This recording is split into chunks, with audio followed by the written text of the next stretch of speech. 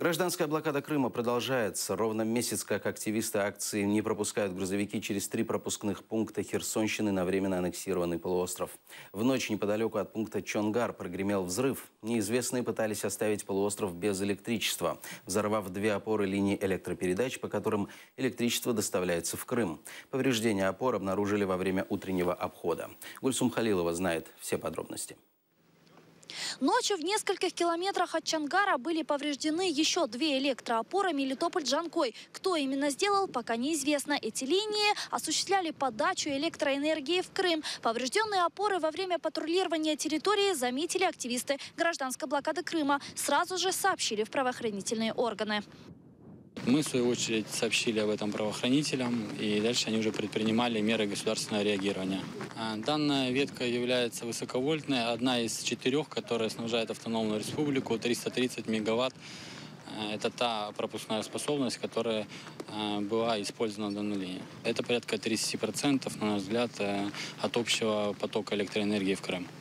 Конструкции повреждены, но не упали. Территорию оцепили добровольческий батальон «Херсон». Сюда же приехали сотрудники милиции и МЧС. По предварительной информации, опоры повреждены минометными минами 82-го калибра. Они были привязаны к опоре. Сколько мин сработало, точно неизвестно.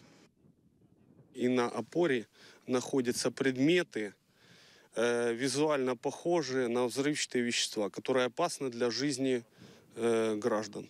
Соответственно, мы полностью с сотрудниками милиции и батальона «Херсон» сейчас обеспечена безопасность периметра. Отсюда метров около 300-400 метров стоят везде посты перекрыты, чтобы никто туда не попал. Опоры идут в сторону Джанкоя, линия электропередач. Опоры трещат, то есть, возможно, электричество еще поступает, то есть под напряжением находится.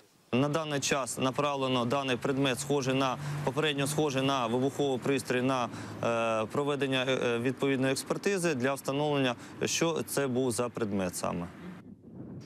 На место происшествия приехали пиротехники и представители Укрэнерго, осмотрели территорию.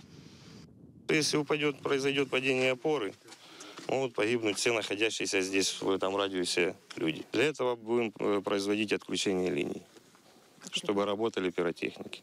Распоряжение дать? Кто должен вам? Через Киев все делается, разрешение. Разрешение подтверждено, значит, ждем в ближайшее время отключения линии. Как только будет отключено, я сообщаю, и работают минеры. На данный момент линия электропередачи Мелитополь-Джанкой на нуле. Напряжение отключили. Спасатели разминировали опору. Также ближе к вечеру, по словам активистов, возле села Чаплынка были повреждены опоры электропередачи Каховка-Джанкой и Каховка-Островская. Сейчас там работает следственно-оперативная группа. Гульсум Халилова, Эльвина Сидбулаева, Эльдар Исматов, Олег Козыкин, Заман, АТР.